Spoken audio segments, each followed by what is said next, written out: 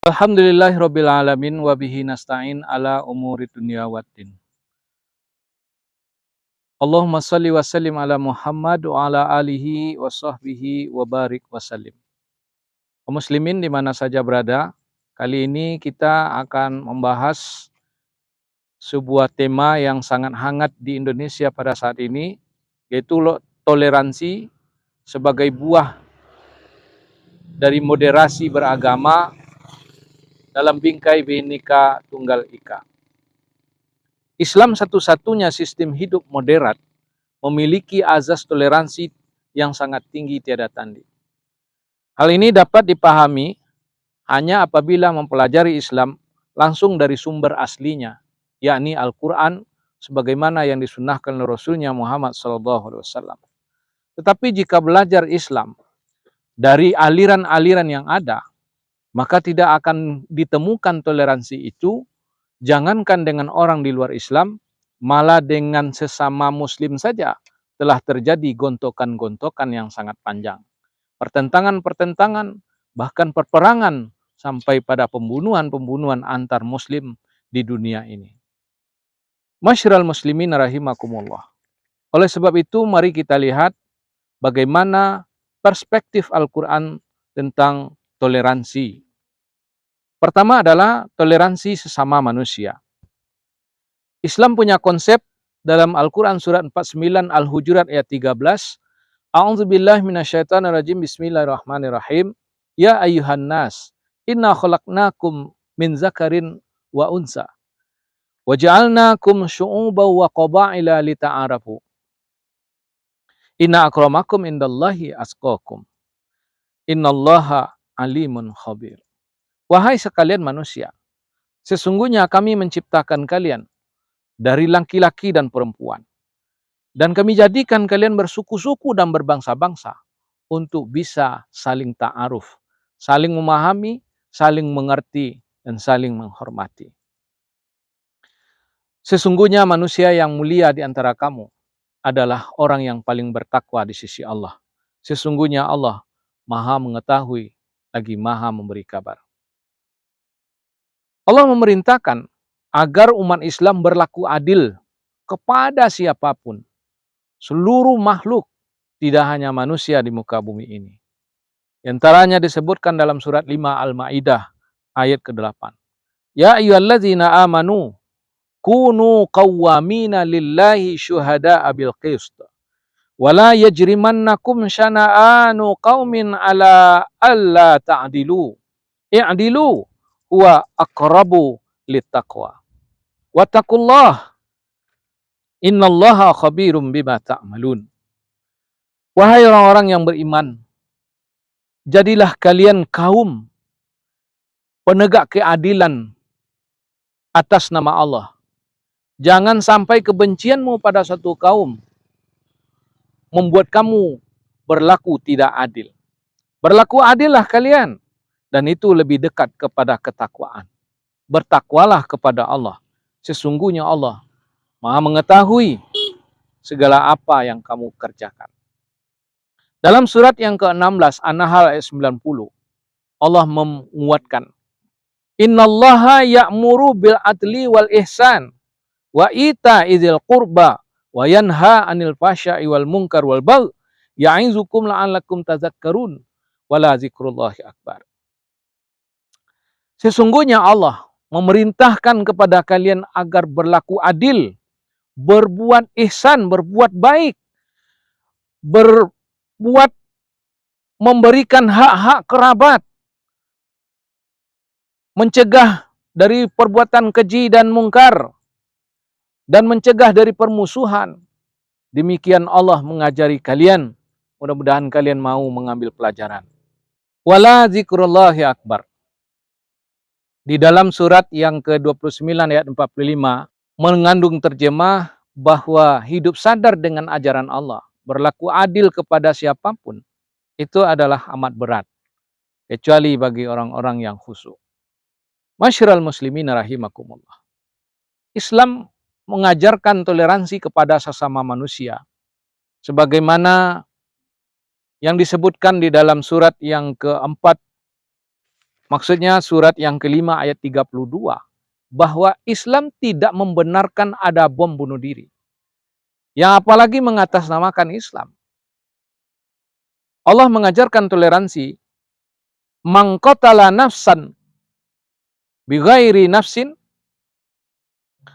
au fasadim fil ardi faka'annama qatalan nasa jami'a. Siapa yang membunuh seseorang bukan karena membunuh dan bukan karena berbuat kerusakan di muka bumi, maka seolah-olah dia telah membunuh manusia semuanya. Begitu benar, begitu betul Allah mengajarkan toleransi di dalam Islam. Maka tidak ada Islam menjadi teroris dan Islam tidak membenarkan ada teroris. Masyiral muslimin rahimakumullah. Berikutnya adalah toleransi antar agama. Allah mengajarkan dalam surat 60 Al-Mumtahanah ayat 8, la yanhaakumullahu 'anil ladzina lam yuqatilukum fid din wa lam yukhrijukum min diyarikum an tabarruhum wa tuqsitu ilaihim. Innallaha yuhibbul muqsitin. Allah tidak melarang kamu berbuat baik dan berlaku adil kepada orang lain agama yang tidak memerangi kamu soal agama dan tidak mengusir kamu dari negerimu. Dan Allah sangat mencintai orang yang berlaku adil. Bahkan di dalam kisah Nabi disebutkan Nabi pernah menyuapi nenek-nenek beragama Yahudi yang selalu mencaci maki beliau. Namun beliau sabar sampai beliau mati, tetap menyuapi nenek tersebut. Dan Nabi Muhammad pernah juga berkata, siapa yang menyakiti kafir zimmi, berarti dia telah menyakiti Muhammad. Begitu Allah mengajarkan toleransi sesama manusia antar agama. Islam tidak membeda-bedakan manusia, tidak menghilangkan persahabatan, tidak memutuskan silaturahim, hanya karena berbeda agama. Masyiral muslimin rahimakumullah. Di dalam hadis yang diriwayatkan oleh perawi-perawi yang siqah, bahwa Umar pernah membela seorang Yahudi ketika rumahnya digusur. Dan Umar menegakkan keadilan, memerintahkan kepada gubernurnya yang bernama Amr bin As agar berlaku adil dan memberi keadilan kepada Yahudi ini. Di dalam surat yang keempat An-Nisa ayat 36, mukmin diperintahkan oleh Allah, wa'budullaha wa la tusyriku bihi syai'ah wa bil walidaini ihsana wa bizil qurba wal yatama wal masakin wal jari dzil qurba wal jari junub wa sahibil bil jambi wa banis sabil wa ma malakat aimanukum innallaha la yuhibbu man kana mukhtalan fakhur. Allah perintahkan, mengabdilah kalian kepada Allah, jangan kamu persekutukan dengan apapun. Berbaktilah kepada orang tua, berikanlah kepada kerabat hak-haknya, anak yatim, orang miskin, tetangga dekat, tetangga jauh, teman sejawat, dan anak jalanan, orang-orang yang terlantar, budak yang kamu miliki. Sesungguhnya Allah tidak menyukai orang-orang yang sombong lagi membanggakan diri. Muslimin rahimakumullah, begitu indahnya Allah mengajarkan toleransi tanpa membedakan dari agama apa, dari suku apa, dari bangsa apa dia dalam soal-soal keduniaan. Jadi, kaum muslimin di mana saja berada, Islam tidak membedakan untuk berlaku kemanusiaan kepada siapapun. Misalnya di dalam berdakwah, itu hanya gugur kewajiban. Tidak ada paksaan di dalam berdakwah. Di dalam surat yang ke-24, ayat 54, surat yang kelima, Al-Maidah ayat 99 dan 92, surat 16, surat An-Nahl ayat 82, surat 29, surat Ankabut ayat 18, surat 64, surat Taghabun ayat 12, mengajarkan, wa ma ala rasuli illa balag. Fahal ala rusuli illa balagul mubin. Tanggung jawab Rasul itu hanya menyampaikan. Tanggung jawab para utusan itu hanya menyampaikan ajaran Allah dengan nyata. Ma'ziratan ila rabbikum. Untuk menggugurkan tanggung jawab kepada Tuhan mereka. Di dalam hal dakwah ini, Al-Quran mengajarkan la ikraha fid din. Tidak ada paksaan di dalam dakwah beragama. Surah Al-Baqarah, surat kedua ayat 256. Dalam surat 18 Al-Kahfi ayat 29, wa qulil haqqu mir rabbikum faman syaa'a falyu'min wa man syaa'a falyakfur. Sampaikan kebenaran yang datang dari Tuhanmu itu. Yang mau beriman silahkan, yang mau kafir silahkan. Allah saja tidak memaksa manusia untuk tunduk kepada agamanya. Apakah kamu sebagai pendakwah akan memaksa manusia? Ini ditanyakan oleh Allah dalam surat ke-10, surat Yunus ayat 99. Afa anta tukrihun nas? Apakah kalian mau memaksa manusia? Di dalam surat 26, surat Asy-Syura ayat 216, Allah mengatakan, fa in asaka faqul inni bari'um mimma ta'malun. Kalau mereka tidak mau menerima dakwah, cukup kamu mengatakan, aku berlepas diri dari sikap kalian. Di dalam surat yang ke-11, Hud, ayat 121 dan 122. I'malu ala makanatikum, inna amilu, wantaziru, inna muntazirin. Berbuatlah kalian sesuai dengan makam kalian, sesuai dengan yang kalian pahami. Kami pun akan berbuat sesuai dengan tuntunan Allah. Tunggulah oleh kalian, maka kami pun menunggu bersama kalian. Dakwah memaksa itu intoleran. Mencegah orang yang berdakwah itu juga intoleran. Jadi silahkan melakukan dakwah masing-masing. Setan berdakwah dengan misinya masing-masing. Para ulama sebagai pewaris Nabi, mereka juga ditugaskan berdakwah, tapi tidak ada sikap pemaksaan. Masyiral muslimin rahimakumullah. Yang terakhir adalah toleransi di dalam intern agama.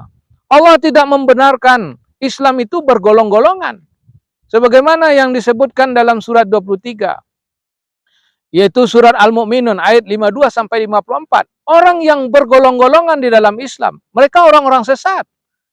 Di dalam surat yang ke-30, surat Ar-Rum ayat 30 sampai 32.